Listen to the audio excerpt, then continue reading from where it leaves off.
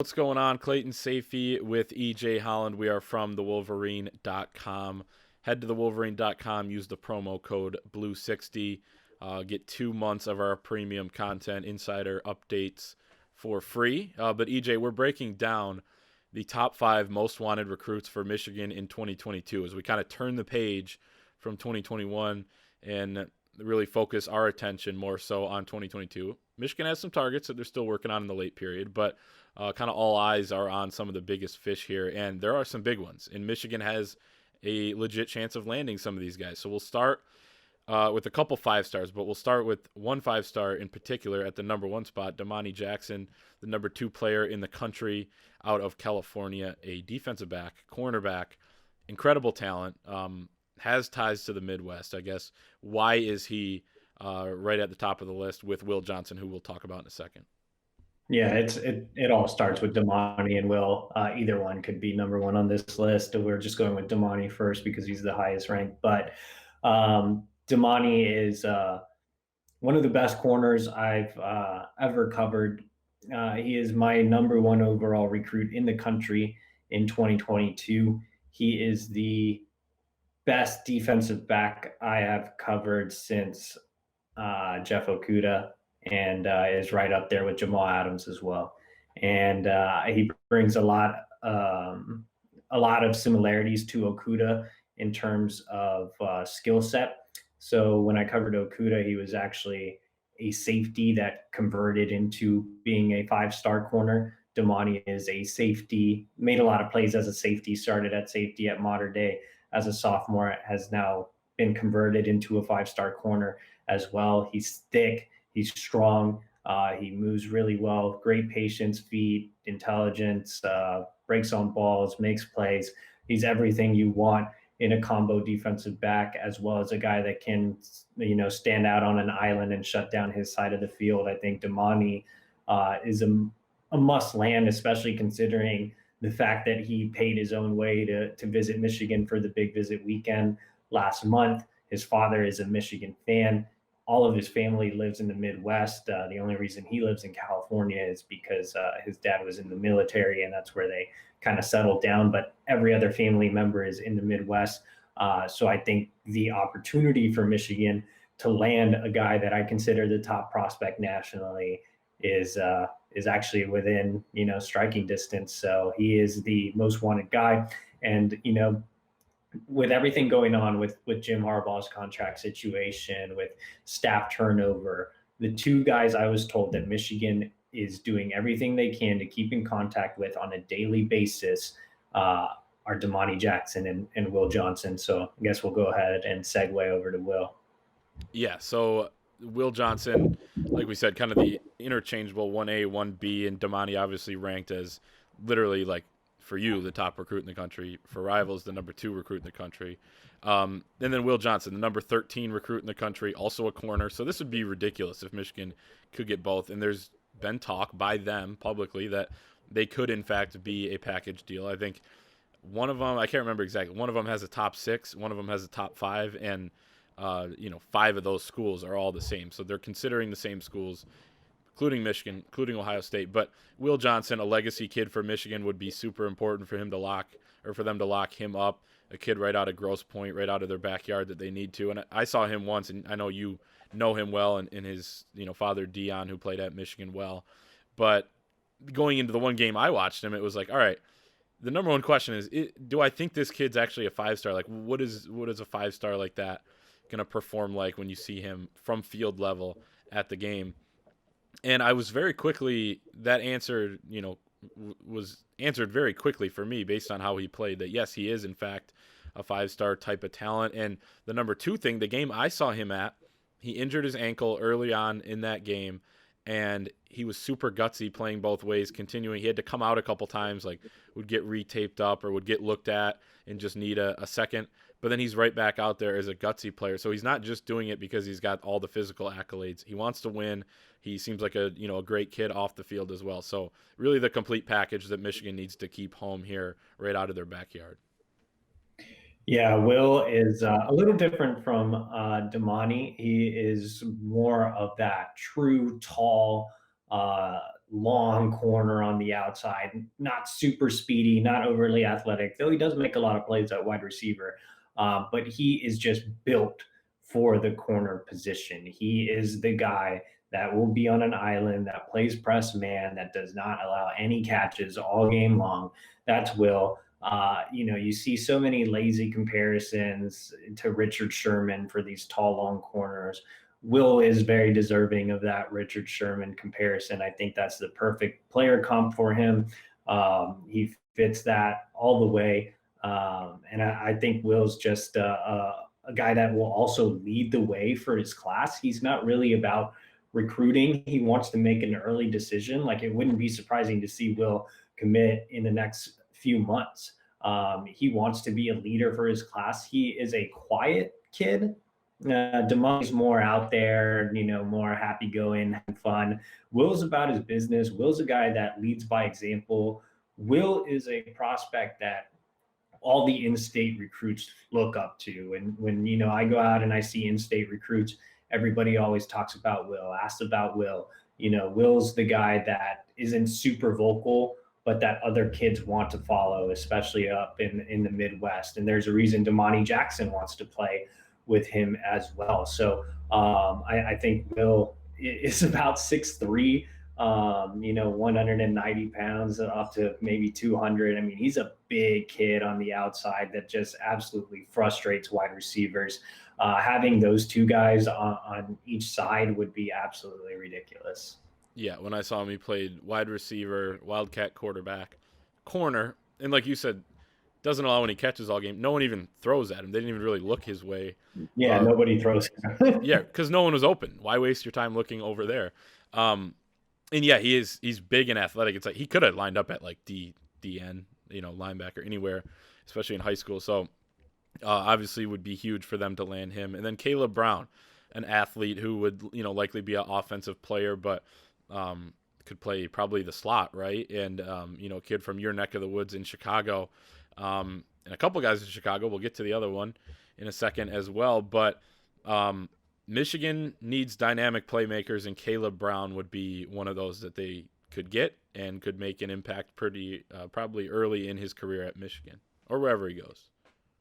Yeah, Caleb also has, along with being a dynamic athlete, he also has that swagger that Michigan needs. He is Chicago all the way, real city Chicago. He has that, demeanor, that mindset, that dog mentality that everybody wants. That's Caleb. He's not about, the offers and the hype and the attention. Caleb's about working. He always works in silence. Nobody ever sees him. He's a guy that's really hard to get a hold of. I've seen him at a couple of workouts, but he kind of does it unwillingly. He doesn't want anybody to know what he's really doing. He's like a silent assassin. And then when you watch him on film, he plays a lot of running back. I mean, this is a kid that rushed for more than 2,000 yards at the running back position. In 7-on-7 and in camps, he is absolutely lethal as a slot receiver. He is exactly the type of guy that is taking over college football, a compact build with a ton of speed and a ton of versatility.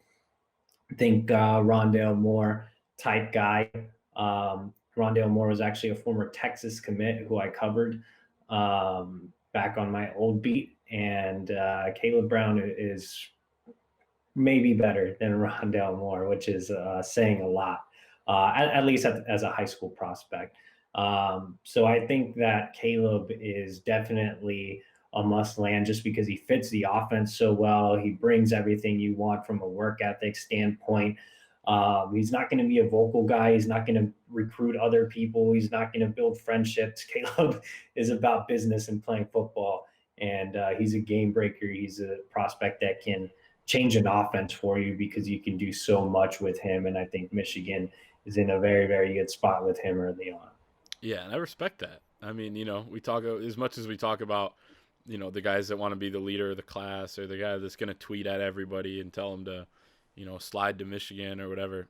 I mean, you need guys like him too, because all that really matters is the production when he gets there, and he seems like the right mentality based on what you're saying. Another kid from the Chicago area, Tyler Morris, a wide receiver.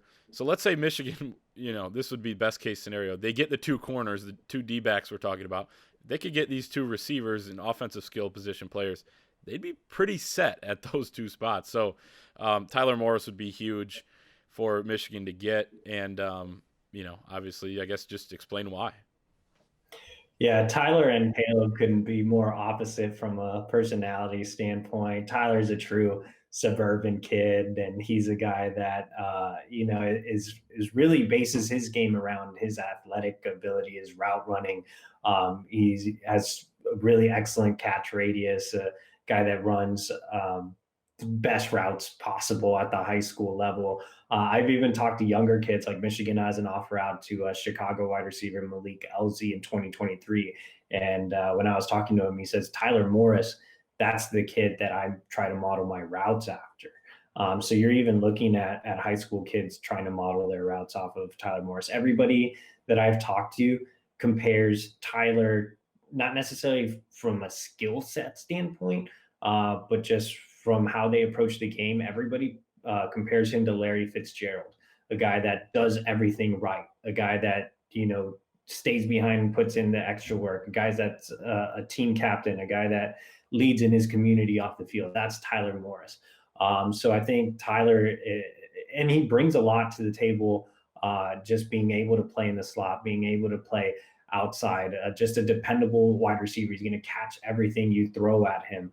Has some of the best hands I've ever covered. So in that sense, Tyler and Caleb complement each other well because they have opposite personalities and they bring opposite style games to the table. But when you put them on one field together, they're absolutely dangerous. They play club 7-on-7 together with Midwest Boom, and they're basically unstoppable because you're trying to cover this elite route runner and then you're trying to cover a guy that moves everywhere. And it's just really hard to stop. And JJ usually quarterbacks them. So they put together quite the offense. Yeah, it's ridiculous. So basically for player comps so far, we have Jamal Adams and Jeff Okuda for Damani Jackson. We have Richard Sherman for Will Johnson.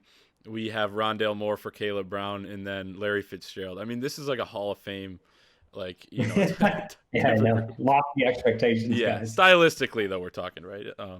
So yeah, I mean that would be a hell of a four guys, and then the fifth guy would also be a great addition to Michigan's class out of Traverse City. Rivals 100 linebacker Joshua Burnham, a kid who people probably forget about quite a bit, but is a guy that likes Michigan and Michigan has a good shot with, and is just a tremendous player. Dominates the competition up there, right? I mean, so he'd be super important for Michigan to grab. Yeah, Michigan recruits, linebackers really well. You'd want to see a defensive lineman on this list. We actually talked about it before the show, and Michigan's just not super high up there for a lot of elite level defensive linemen. But Josh Burnham is a kid that can play all the linebacker spots. When I went out and watched Josh, obviously he's not playing against the greatest competition up in Traverse City, but he dominated that competition. I think he scored 6 total touchdowns. He caught a touchdown pass. He rushed for a touchdown. He threw a few touchdowns. He made like 8 tackles on defense as well. So he's just such a versatile athlete. He's big. He's long. He still has room to add a lot of weight. He can grow into a defensive end. He can be that Josh Uche edge rusher. He can, play the traditional Mike or Will spot, depending on whatever scheme the new defensive coordinator brings in. But there's a lot to like about Josh Burnham. I have him, Rivals has him, I think, in the top 200. I have Josh as a clear top 100 prospect. The guys just don't get out to Traverse City to see him. But he's everything you want at the linebacker position. A little similar to Junior Colson. I think Junior is much more, thick. Josh is a little taller and lankier, where Junior is more compact. But in terms of speed and skill set, they share a lot of similarities. And I think Josh can be at that Junior level eventually. So I really like Josh Burnham, and I think that would be a monster win. And obviously he's close to Michigan's, backyard, although, he's up away from the city. He's still, an in-state kid. And I think, he has a lot of ties to Michigan in terms of a lot of fan family that are fans. So he's grown up, around Michigan, and I think that would be a super important win. And on top of that, when we look at every kid on this list right now, except for Tyler Morris, is extremely high on Ohio State. So Will, Damani, Josh, and Caleb are all priorities for Ohio State. So if Michigan's able to land these five, that would also be monster head-to-head wins against its biggest rival. Yeah, and not only do you get those kids and get those talents, which is the most important thing, you keep them away from a team that you're trying to beat and that you focus on beating, more than any other team out there, and that you need to beat because you haven't been beating. So it'd be absolutely massive for some of these guys. And if they got these five guys, I mean, it would be an incredible, top of the class, top five of the class type of guys. So it'd be, and we'll follow all of it at thewolverine.com. Use the promo code BLUE60 for 2 months of our premium content for free. We'll see everybody next time.